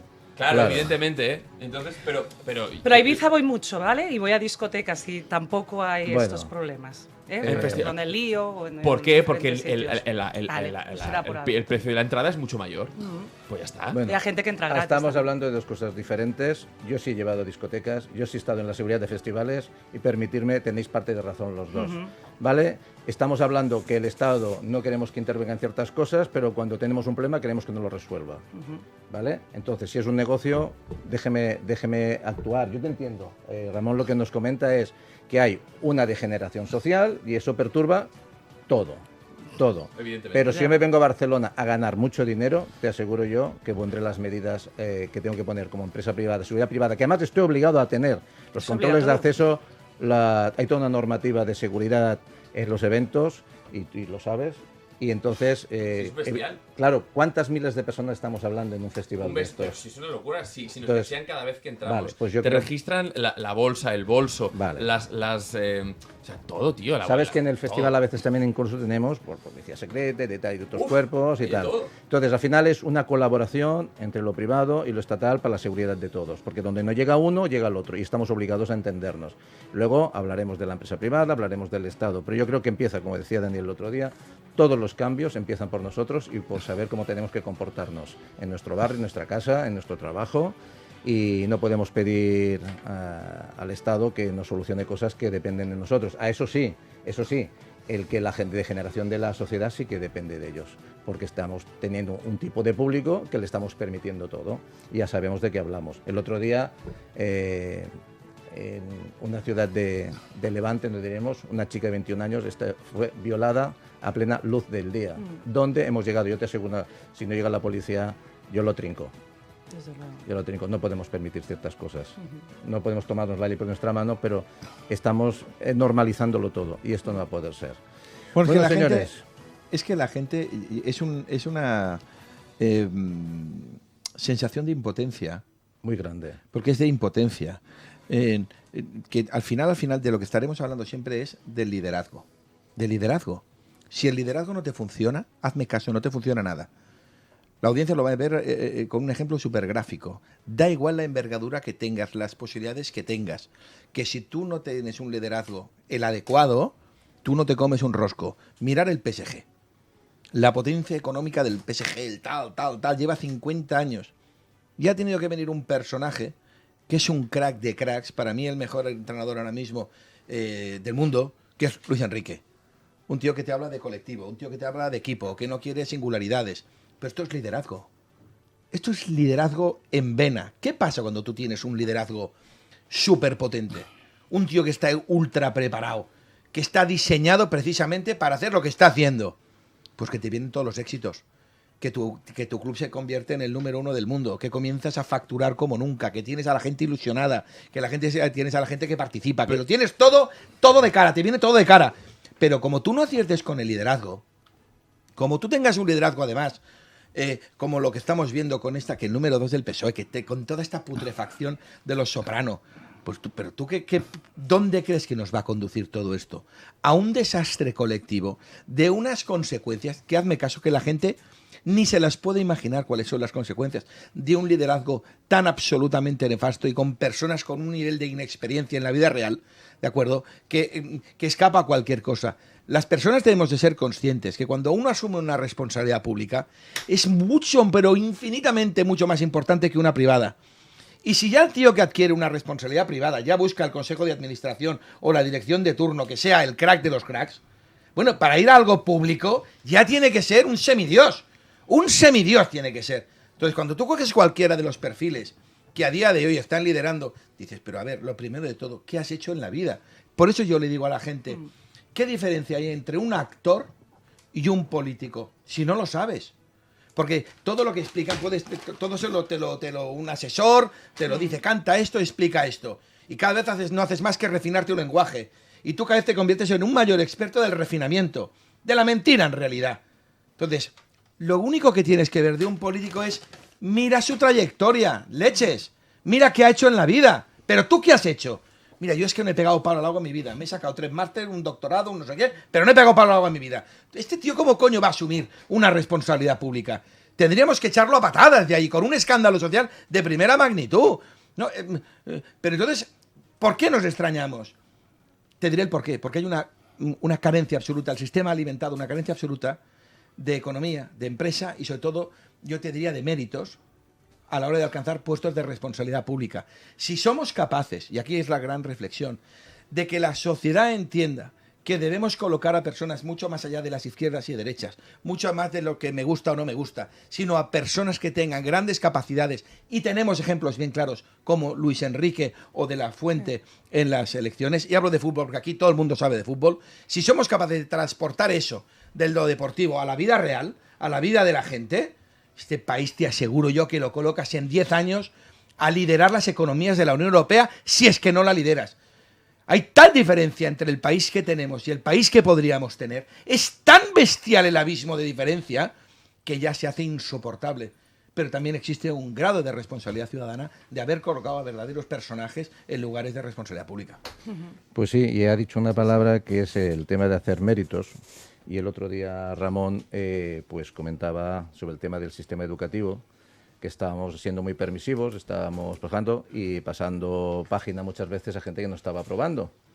Y mucha gente en las redes se tiró encima, que eso no era verdad. Y el otro día precisamente en TV3 se hizo un documental y salía una profesora en una escuela pública, con currículum, con una buena posición dentro del sistema educativo, diciendo que tenían presión del sistema de la Inspección de Educación, forzando a aprobar a gente que no tenía las notas o no tenía los exámenes como debían ser para pasar, y estaba reconociendo que estaban pasando bloques de alumnos, pero que hacía falta cuotas de más. Y a la que un padre dice, mi hijo tiene que pasar, se presenta a la inspección y es decir, no, su hijo lo tiene que hacer es que estudiar o tiene que esforzarse, y dice, no, pues que pase. Y se enfrenta la inspección contra el maestro. Y esto ya no lo decimos aquí, es que está pasando el sistema. Entonces tenemos la educación politizada de la normativa estatal, por de la cuotas. LOMLOE. Sí, viene desde lo estatal, pero es que en Cataluña además se acentúa muchísimo más. Y el problema que tenemos en Cataluña también es el tema del adoctrinamiento que estamos teniendo, y es un grave problema. Según el informe PISA, es un informe para valorar cómo está cada comunidad autónoma, Cataluña se las lleva todas, porque los alumnos de Cataluña han sacado de las peores cualificaciones con el resto de alumnos de otras comunidades autónomas. En matemáticas vamos fatal, comprensión lectora fatal también. Entonces, esto le unes todo el tema del discurso político, que ahora nos intentan poner esos contenidos de historia, etcétera, es un desastre. Pero el tema que comentas de que les forzan a pasar de curso y que si viene un padre pone una reclamación, yo creo que todo el mundo evidentemente tiene derecho a reclamar y no tiene que pasar todo el mundo a todo. Pero es una imposición de la LOMLOE que se traslada aquí a Cataluña como a todas las comunidades autónomas. Emilio, usted como profesor, cuando le llegan sus alumnos, ¿nota esta deficiencia? Yo a mis alumnos desde hace muchos años les invito a pensar. Hay un libro muy bueno que hizo Xavier Salemartí cuando hizo un programa en televisión que se llama Economía en Culós. Y hay un capítulo que siempre lo explico en clase, les doy unas recomendaciones de que lean libros, ¿no? Porque se quieren dedicar al mundo de la empresa. Y uno de los libros es de Xavier Salemartí. Y va y hace una reflexión muy buena, este excelente profesor, que dice que una de las principales innovaciones que ha habido en este mundo en los últimos años se ha preguntado han salido porque alguien se preguntó el por qué. El por qué. O sea, yo a mis alumnos siempre les digo que pregunten el por qué. Zara y el grupo Inditex hoy es lo que es porque alguien, su fundador, se preguntó por qué solo hay 2 campañas en el mundo textil. Steve Jobs creó, ¿no? Revolucionó, fue una persona admirable para uno, diablo para otras. Para mí es un genio, para mí fue un genio. Y cuenta una anécdota Xavier Sale Martí en este libro, ¿no? Que fue a visitar una fábrica de IBM o Xerox y vio una caja, ¿no? Y preguntó, ¿esto qué es? ¿No? Y le dijeron, mira, esto es como una cosa que permite posicionar, ¿no? En la pantalla el cursor para ir más rápido. Y dicen, hombre, ¿por qué esto no lo sacan, ¿no? Si esto es para facilitarnos la vida. Y va y dice, es que vale $3.000 porque es un complejo mecanismo, tal. Y cuenta en ese libro, y está en la biografía de Steve Jobs, le dijo a Steve Wozniak, su socio en Apple, cuando salieron de esa visita, dice, ves a la farmacia de Palo Alto y compra todos los desodorantes con rolón que tengan allí en la farmacia. Y entonces fue cuando los que ya tenemos unos años, los ratones, aquellos que tenían una bolita que se llenaba de suciedad, viene de preguntarte el por qué no lo puedo hacer más barato, por qué. O sea, los alumnos, el sistema educativo, el pasarles por pasar, les da al final lo haga bien o lo haga mal, voy a pasar, ¿de acuerdo? El mundo universitario no es así, ¿de acuerdo? Pongo la mano en el fuego, que no existen esas cuotas, al final hay un grado de abandono, es cierto, lo único que es, claro, si se baja tanto el nivel, al final muchos alumnos llegan a final de carrera y no saben pensar. Hay un estudio de las que las empresas se quejan de que los alumnos a día de hoy universitarios que llegan a la vida real, a la vida profesional, no saben resolver problemas. Eso es lo que tendríamos que luchar. Pero cada vez os llegará menos gente para la universidad. Bueno, os llevará mucha y no nos llega mucha. Es que el sistema claro, el sistema se aprueba todo y al final hoy en día la consideración es que para ser alguien en la vida tienes que tener una carrera universitaria. Eso no es cierto. Eso no es cierto. Para ser alguien en la vida tienes que luchar y ponerle pasión a lo que te gusta. Hay mucha gente en una sala en la que hay 120 alumnos, les preguntas, ¿vosotros disfrutáis al estudiar esto? Y te levantan la mano 5. Y yo pregunto, yo no estaría ahí. Yo estuve ahí porque me apasionaba y tenía un objetivo. Y es lo que ha comentado Daniel, hay que también tener objetivos. Es importante tener objetivos. Una sociedad que es tan permisiva hace que la gente, bueno, si sale bien, si no también. Yo siempre les digo a mis alumnos de que tienen que pensar siempre en un objetivo. Que en esta vida siempre hay que tener objetivos. Porque eso es lo que te hace, tú ese objetivo lo consigues, lo sigues y al final lo acabas consiguiendo. Pau. Sí. No sé, ¿pidió la palabra usted? No, en lo absoluto. Bueno, pues vale. ya voy al relevo. Fijaos, nosotros, especialmente los catalanes, y si vamos a hacer lo vamos a acotar, incluso te diría los barceloneses, pero voy a hablar de los catalanes, triunfamos cuando pensamos en grande. No se pasó siempre. Ahora os pondré un ejemplo, ¿eh? Un ejemplo. Ahora imaginaos que yo vengo aquí y os digo, oye, mira, tengo la idea, aquí en medio de Barcelona, que voy a levantar un monumento con 12 torres, que en medio hay una Torre María que va a ser una catedral. Yo te aseguro que la audiencia estaría diciendo ahora mismo, Boseller, vete al bar, tómate 3 cafés. Loco. Que te has vuelto loco, no sé qué, no sé cuántos. Hoy Barcelona vive de este personaje, que era Antonio Gaudí. Sí. ¿Cuál es la afectación de la ruta Gaudí, de todo lo que representa en Barcelona, el turismo que nos genera, el monumento más importante posiblemente, yo te diría, del mundo, que es cuando pensamos en grande? Las mejores Olimpiadas de la historia, sí. ¿Quién las ha hecho? Las hizo Barcelona, sí. Sin lugar a dudas. Cada vez que pensamos en grande, triunfamos. Ahora tenemos, por ejemplo, un grandísimo ejemplo del complejo tan grande que tenemos nosotros. Y se llama el aeropuerto, la ampliación del aeropuerto de Barcelona. ¿De acuerdo? Nosotros tenemos una cosa que no tiene nadie. Y es que tenemos un litoral, que tenemos mar. Tú te vas a hablar con los pescadores, porque ese ejercicio hay que hacerlo. Te has de ir a hablar con los pescadores de Barcelona. Y les preguntas, oye, ¿tenemos vida en el litoral? Y todos los pescadores, el uno tras otro, te dicen, el litoral está muerto por completo. Con lo cual, si tú tienes un parque maravilloso, que es la Ricarda, y yo que me considero no verde, ultra verde, no vas a tocar los patitos, deja los patos, deja la Ricarda, déjala en paz y metes la 4ª pista de 2 kilómetros al mar. Que hay tecnología para hacerlo sostenible, ecológico, o sea, hacer una superestructura que te ponga a la vanguardia de los aeropuertos de la Unión Europea. No somos capaces ni tan solo de pensar en grande en aquello que nos da de comer. Cuando la gente dice no ampliemos el aeropuerto, ¿pero de qué vamos a comer? Si nos hemos quitado la industria de encima. Como no seamos capaces de entender que hemos de conectar el talento para que vengan a aterrizar en Barcelona, ¿para hacer qué? Para que vengan los mejores investigadores en farmacología, en medicina, en arquitectura, en gastronomía. Porque en esto nosotros somos los number one. Los number one. Pero si tú solo me vas a poner que trabas para que los sectores estratégicos donde nosotros sobresalimos, es que se apaga y vámonos. Ya nos hemos cargado la industria del automóvil, que era el segundo motor del PIB que tenía Barcelona. Acordaos, tenía turismo y automoción. Ese ha desaparecido. ¿Y la farmacéutica?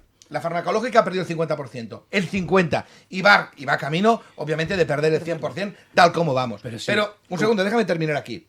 Hemos de ser capaces de entender que hemos de pensar en grande. Siempre que pensamos en grande nosotros, acertamos. Y acertamos de pleno. Hemos de tener coraje, valentía. Pero la valentía no es jugar la pelota a la mediocridad. No tenemos que ser mediocres. No me toques la Ricarda si tienes un parque extraordinario cuando sabes que el litoral está muerto. Que va a tener algo más de coste, es igual.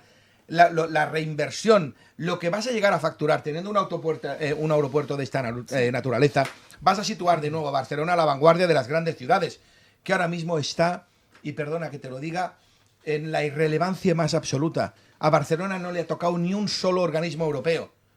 Tenía que venir aquí la agencia europea. Pero ¿cómo iba a venir si no tenías vivienda? Aquí tendría que estar instalada la ONU. En el Fórum tendrías que tener la sede de la Unión de la ONU en la Unión Europea.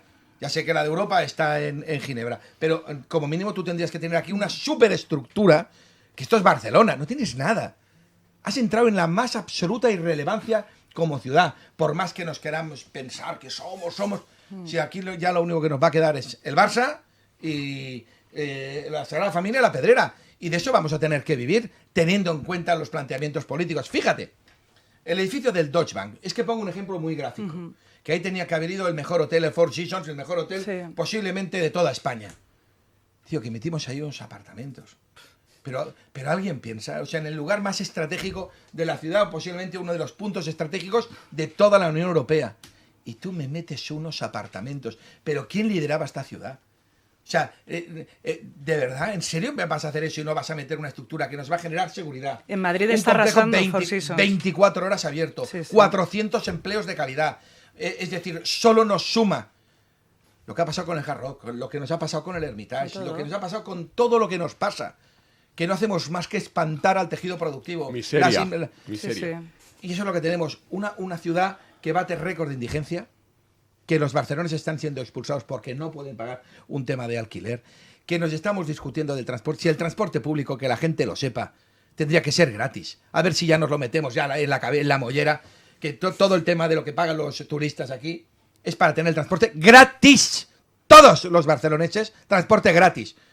Pero claro, para eso necesitas gestionar mucho mejor de lo que gestionas. Y sobre todo, desregular. Desregula ya todo el rollito que te llevas, que están espantando el sistema burocrático, verdaderamente vergonzoso, la gran parte de inversiones que nos están empobreciendo y cada día somos más pequeños. Esa es nuestra realidad, te guste o no te guste. Eso es lo que tenemos. Por lo tanto, estamos abocados, pero imperiosamente a un cambio radical de modelo y volvemos a centrar en aquello que nos había hecho únicos y, sobre todo, nos había hecho felices. Mira lo que te digo, felices. Tienes razón. Four Seasons en Madrid es una maravilla, es decir, es uno de los hoteles de verdad que de gastronomía, es absolutamente una pasada de afluencia de gente y gente que va a gastar, que es lo que estamos... Tienes razón, y no solamente tienes razón en identificar el problema, que es un problema que todo el mundo lo vemos, que es que lo vemos todo el mundo, porque nos están haciendo grandes cuestiones y nos están haciendo pequeñas cuestiones.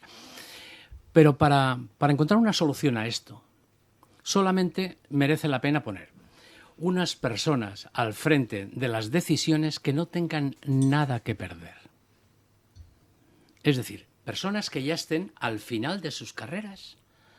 ¿Por qué hemos de poner un hombre de 25, 30 años a llevar un ministerio? Pero esa es una barbaridad. Una barbaridad porque por mucha experiencia que tenga, tiene poca. Por mucha que tenga, ¿eh? Entonces, ¿para qué servimos las personas mayores? ¿Solamente para gastar en la seguridad social? Ya dicen los ministros, ha habido alguna ministra que ha dicho que sobramos. Yo creo que el nivel intelectual no se va con la edad. Entonces, quien ha de dirigir las decisiones en este país han de ser personas que si tienen que hacer una carretera, por ejemplo, pues hagan la carretera. No tengan ningún problema de decir, no, es que esto afecta a Pepito, a Antonio, a la María. Oiga, la carretera se tiene que hacer, se hace y punto, y se acabó. El Hard Rock, ¿cuántos trabajos iba a dar a Cataluña? ¿Cuántos? Porque se hablaba de miles, ¿eh? ¿Cuántos? ¿Por qué no se ha hecho? Porque no queremos tener un parque de juego. Oye, pues Las Vegas bien funciona y no pasa nada. Nos ha hundido por ese espacio los Estados Unidos. ¿Y por qué no lo tenemos? ¿Y por qué no tenemos un aeropuerto que sea un hub europeo de verdad? O sea, donde puedan aterrizar aviones que vayan a todo el mundo. Que aquí no pueden, que tenemos que aterrizar aviones más pequeños. ¿Por qué? Porque si este país se sustenta en la industria turística, si no tenemos otra industria, si nos hemos cargado nuestra industria, o si no, corregirme, ¿qué grandes empresas tenemos? ¿Nuestras? Ninguna, ya ninguna. Entonces, ya ninguna. Ya Mango, creo. si queréis. Yo quería apuntar, respecto a lo que decíais, la terrible manipulación que se hace desde un partido muy concreto, que es Barcelona en Comú, de los datos sobre turismo. De hecho, el otro día salía una publicación de ellos que decía no a la ampliación del aeropuerto, porque por cada 100 barceloneses hay 916 turistas. Uno lee esto y lo que entiende es que cada día en Barcelona, por cada 100 barceloneses, hay 900 turistas. Es decir, que por cada barcelonés, cada día hay 9 turistas. Pues es al revés. Por cada 10 barceloneses, cada día hay un turista. Es al revés. Porque estamos hablando aquí de datos que son anuales, cuando la sensación que estás transmitiendo es diaria. Y si vas a los datos diarios, es completamente al revés. Tienes a 171.000 turistas diarios y tienes 1.700.000 barceloneses. O sea, fijaos cómo manipulan la información para que la gente tenga una sensación de agobio, que digan, ¡ah! pero si vamos de 1 a 10, la sensación es que, madre mía, si nos están invadiendo. Hablad la verdad, decid la verdad a la gente, dejad de manipularlos como si fuesen pobres imbéciles, decidles la verdad. La verdad es la siguiente, la verdad es que anualmente tenemos a 9 millones de turistas. Sí, anualmente tenemos 9 millones de turistas, pero el 1.700.000 habitantes de Barcelona es de cada día, y la sensación del turista con respecto al ciudadano no es de 1 a 10 en pérdida del barcelonés, sino es al revés, es de 1 a 10 en pérdida del turista. Es decir, que por cada 10 barceloneses al día hay un turista.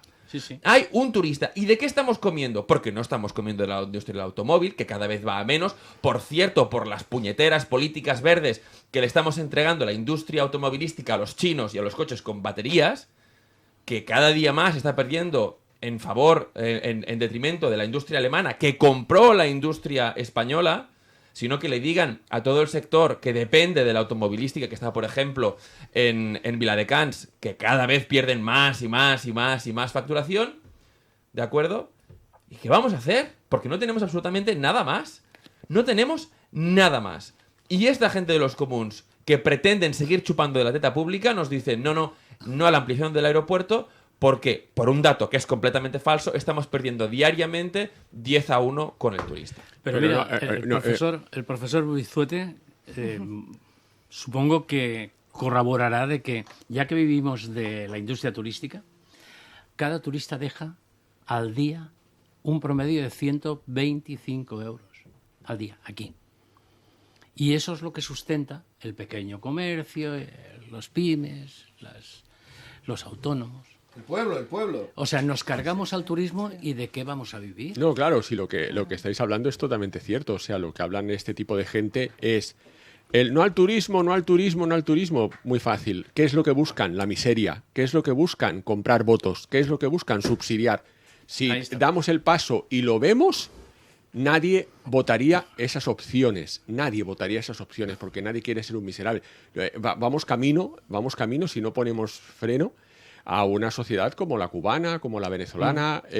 Cuento con buenos amigos venezolanos y llevan años, ¿no? Una buena amiga de mi mujer que en estos momentos se encuentra fuera del país y decía, es que ustedes no están viendo lo que están haciendo con ustedes. Estas decisiones al final se permeabiliza, ¿no? Y se consigue, ¿no? Ahora nos hemos cargado la industria de la automoción. La industria de la automoción generaba puestos de trabajo, generaba bienestar, generaba riqueza. 3.000 familias, cuando cerró Nissan, se fueron a tomar por saco más de 3.000 familias de forma directa. Estas familias tenían unos salarios dignos, etcétera. Cuando había una señora en la alcaldía que cuando hablaban, ¿no? Y decían, no, es que hay peligro, es que no sé qué. Y dicen, no, es que cómo se va a negociar con la gente que contamina. Y luego fue a hacerse la foto a la puerta de la fábrica manifestándose, haciendo el payaso. ¿Por qué? Si lo que quieres es miseria, al final, esas razones, un ciudadano, un buen vikingo, no tendría que votar. Porque lo razona, la finalidad es generar miseria y comprar votos. Porque no piensan. No, es que no piensan, los políticos no piensan en esto. Lo que tú estás diciendo que tienes toda la razón del mundo, no piensan en ello. A los políticos les da lo mismo. O sea, su gran necesidad es mantener su sueldo. Y las necesidades del pueblo español, ya no solamente del catalán, están absolutamente depauperadas. Bueno, pues vamos a dejarlo aquí. Faltan 3 minutos para acabar el programa. Pero antes de acabar el programa hay un caso que el otro día el señor Boseler presentaba en televisión, TV3, que me conmovió mucho. Y antes de acabar el programa pues, quería explicarlo porque esto no debería pasar nunca. De hecho, yo personalmente viví una experiencia en un quirófano donde me vi con una persona que se estaba ahogando porque se habían ido a cenar mientras la epidural le hacía efecto. Y yo reaccioné a tiempo y pude salvar 2 vidas. Pero, claro, aquí se han perdido. Llevo 30 años viendo casos catastróficos, Isidro, y te aseguro que este lo pondría en los 3 más heavies. De hecho, este asunto me entró a final de semana, me pasé, yo te diría, en shock. Durante el fin de semana no pude ni dormir, no pude dormir en los 2 días. Solo de imaginarme la impotencia de la señora, que cuando fallece su hija en sus brazos, después de haber pasado 2 meses, que yo te diría que eso fue una tortura, 8 veces en urgencias, vergüenza, pero salvaje, 8, muere en sus brazos, la chica, la señora gritando, la muchacha gritando a gritos, médico, médico, médico, se fue corriendo por la planta, no había nadie, durante hasta en un cuarto de hora después, tú sabes lo que son 15 minutos, hasta que apareciera alguien dentro del hospital, para que iniciara las tareas de reanimación de la muchacha. O sea, la desesperación de la pobre mujer viendo a su hija de 24 años, embarazada de 7 meses, que tenía ya su nieto.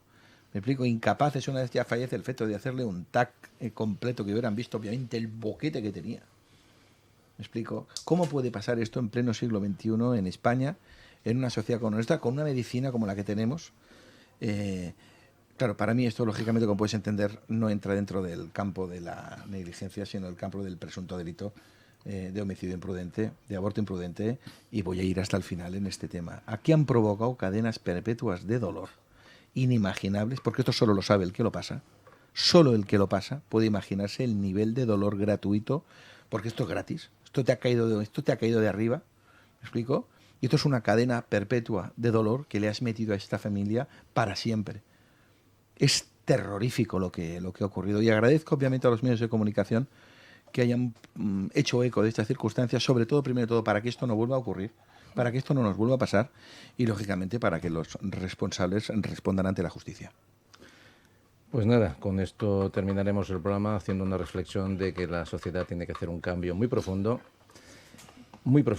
y sobre todo asumir las responsabilidades de cada uno. Porque, oye, que hemos hecho un programón. Yo creo que hemos hecho entre todos un gran programa. De verdad, tengo un nivel de que estamos haciendo una labor social súper importante, que es transmitir cosas, transmitir pensamiento, transmitir ideas. Siempre digo lo mismo, no vamos a cambiar el mundo, pero nuestra parcela sí, Lo que afecta a nuestra parcela, esa sí que la podemos cambiar. Y esa es inalterable. Es la república esa independiente de tu propia casa. Pues señores, vamos a proclamar la República Independiente de los vikingos y las vikingas. Vamos a pasar el fin de semana. Nos vemos el próximo miércoles en el programa 35. Y muchas gracias por estar ahí. Señor Rica, gracias por su sabiduría y gracias por su presencia. No me mire de esa manera, que le daré un cop de cuerno. Intentaré no hacerlo. Y te amenazo que la próxima vez hablaremos del futuro de las pensiones. Pues aplíquese, porque cuando le digo que habla, no habla. Ramón. Adiós, Marcos. Adéu-siau. Bon cap de semana. Emilio. Vikingos de bien, un abrazo fuerte. Corazones nobles. Cataclunca. Bueno, saludamos a nuestro amigo Quico, que tenía que venir y se ha encontrado mal, no ha pogut estar aquí. Le enviamos una fuerte abrazada, espero que trobis millor, Quico. Y ya sabes, Gas Monkey. Daniel, muchas gracias. Vikingos, a pesar de todo lo que nos pasa, a pesar de todos los problemas que tenemos a la vista, la vida es maravillosa. Guapos.